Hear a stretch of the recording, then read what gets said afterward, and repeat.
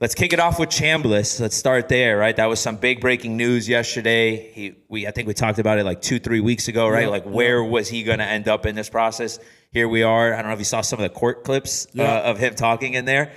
It felt like it was going to happen when you kind of saw the judge asking those questions. Yeah, so honestly, I knew it was going to kind of happen. You also look at it, too. I almost didn't see him on any of, like, the mock drafts or things like that. Sure. Wasn't invited to the combine. So I think those guys knew in the back of their mind that he was going to be invited back to play another year. You look at a guy like Chambliss, right, going from D2 National Championship, doing what he did this year with Ole Miss, and then being able to have that next opportunity, right? That's a guy who, he really does have the experience, right? Because he's played a lot of ball. He's an older player.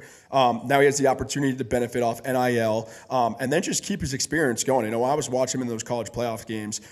He is calm. He's collected. He's a leader. He knew exactly what he was doing. Nowadays in college football, they have the mics and the helmets, and he's commanding. And that's what you look for in a quarterback. Like I've been saying, he's going to be a top quarterback in next year's draft. And I don't look at it. I look at it like almost a Dante Moore and Trinidad Chambliss is going to be next year. And, when it comes down to it, people do have the question marks about his height, being 6'1", but for a guy that can move on his feet, he has a lot of zip in the ball, and he's confident in himself, and that's what you want in a quarterback, and I think he's going to be very successful. Yeah, I mean, obviously in the world of NIL now, it makes you consider coming back, right? Yeah. Before, it wasn't even a thought, right? You're like, I'm trying to get to the NFL as fast as possible. But Dante Moore, he came out and said something. He was like, my decision had nothing to do with NIL. I'll tell you, yes, he might have wanted to do some other things. It's not going to get better than, project the number 2 overall pick. But, it definitely has to be in the back of your mind, when you're getting, a $3-4 million contract, and that's before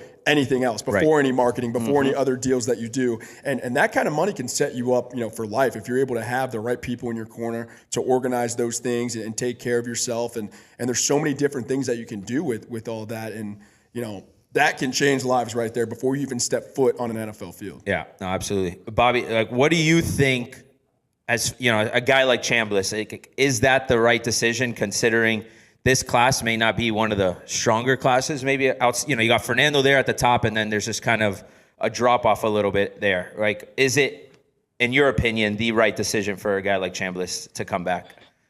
Yeah, I mean, look, I think it's funny to say, but like even with the Dante Moore stuff, I think that when you're getting $5 million a year to stay in college, you can make choices like, I don't want to play for the Jets. So honestly, I'll just go back to Oregon. And I know that's funny, but like it's true. Yeah. Like you have those choices now. You can truly make them because it's not going to, burden you financially. And I think with Chambliss, like, he probably has some unfinished business, right? He hasn't played at that level before. He was a little dinged up, and then he got to Ole Miss, and they made a run, and Kiffin left him midway through the season.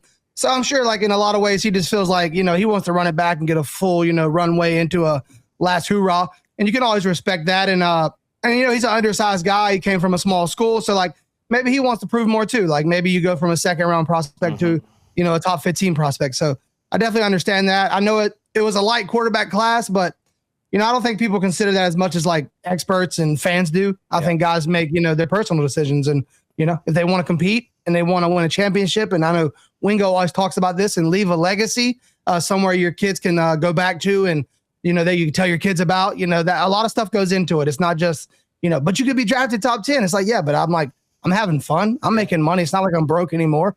And, we could possibly go win a championship and I could have a real legacy here. So like, and I think listening to the interviews yesterday, I was kind of hard on Chambliss through the process a little bit. I know Wingo was a big advocate for him. Imagine that, the NIL agent. Anyway, wait, Wingo, was you involved? I know nothing.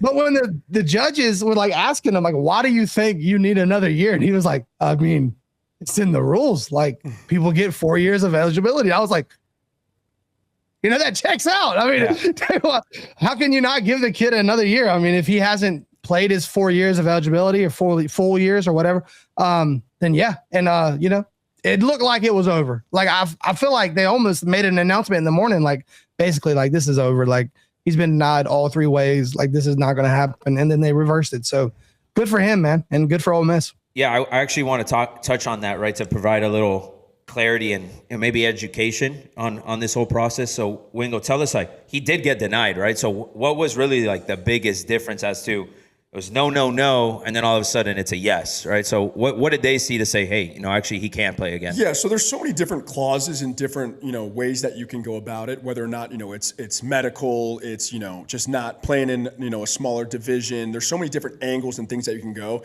Obviously him getting denied. You just have to find that one loophole. And this is almost for everything in college football. There is a loophole for everything.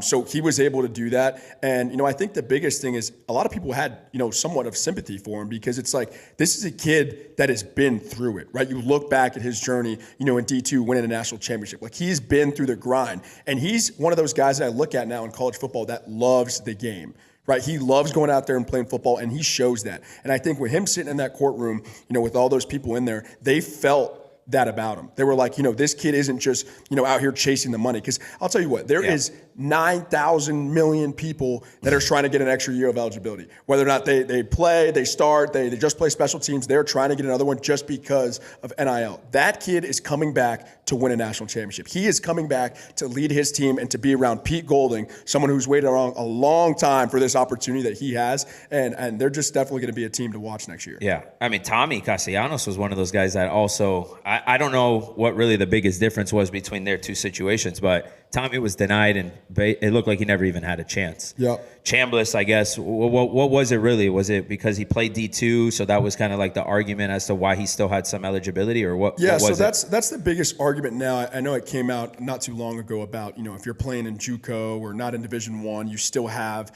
certain years of eligibility. If I'm being completely honest, there's a lot of rules in the NCAA right now that are not very strict. Right. Like, they're not, this is the book, this is how it's supposed to be. There's, even with NIL, with everything, like, there's not a specific way to do anything. So I honestly have a belief of, if you have a way to prove yourself and back it up with details and back it up with whatever knowledge you might have, past cases, future cases, you have an opportunity to pass. I look at it now, I have a buddy of mine who's trying to he's actually in pre-draft training, and he's talking with the schools to try and come back to get an extra year of eligibility. Yeah. And then he's trying to find different ways and, text message receipts and all these different things from trainers and doctors and imaging. And those things work. If you have, the right documents and all these things to go back and do that, the first person might say no, the second person might say no, but eventually they're going to look at you and be like, okay, but that does now, when I think about it, open up the door for other people.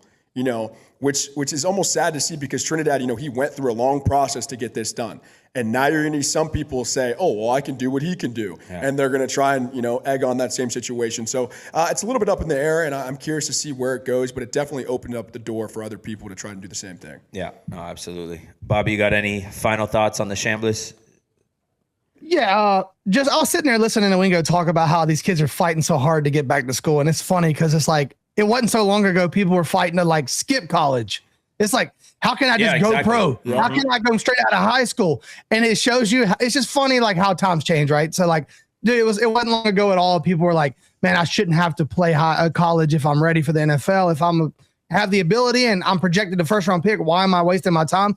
And of course, these kids just needed money, and I don't blame them. Like, when you're struggling or your family's struggling, and that break or the generational wealth is right around the corner, I get that. So it's funny and it's crazy to see, and it's good, right, for the athlete to know that like these kids are getting compensated now. So like they're fine with staying in school, they're fine with getting an education. I mean, so that part's cool, but it is wild to think like it wasn't long ago kids were begging to like jump college, and now kids are begging to stay in college. So and it's pretty interesting. It's funny because I was actually sitting on the sidelines with Michael Irvin at one of the St. Thomas games, and we were talking about NIL, and he was going crazy about it. He was like, if I was in college football right now, I would stay in it for 8 years if I could. Yeah. He's like, these kids are idiots, and I'm like, I'm with you. I believe you. Look at the guy from Miami that was in there for 8 years, right? 2 master's degrees. He's set for life because he was making NIL. He now works as a coach for the Patriots. And, some of these things, these guys got to take advantage of. For sure. But also realize if you enter that portal and don't get picked up, now you don't have a degree, you don't have a school, and you're not playing football. Yeah, and then there's the injury factor too, right? Like you got injured, and all of a sudden, that draft stock that you were, kind of holding on to, or maybe even able to elevate a little bit, you get hurt. You're not guaranteed anything after that. You're not guaranteed, right? But you're also not guaranteed if you get to the NFL, right? We've seen so many cases where guys are in the league for 1 year and he's a bust, up to the next guy up. Yeah. And that happens. So, there's a lot of things to weigh in to make those decisions. Yeah, but you feel a little bit more confident when you're getting a little bit of a paycheck, in the process. Definitely. So that definitely helps. That's what I was going to kind of add on Chambliss, and not to say anything, like he's obviously a baller, like he might have a great career, but like he is an undersized kid and he's came a weird, unorthodox route to the NFL. And like, there might be a chance it doesn't pan out for him. So like, by all means, get all the money you can now, take care of yourself and get all the development you possibly can.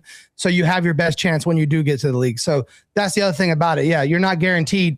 The league isn't guaranteed once you get there. So like, to say that you're going to make this money or that money, whatever, most of the money don't come to your second contract. And that's where Wingo comes in. You know what I mean? So it's like, it sounds great, but also like, you're not guaranteed a successful 10-year career. So.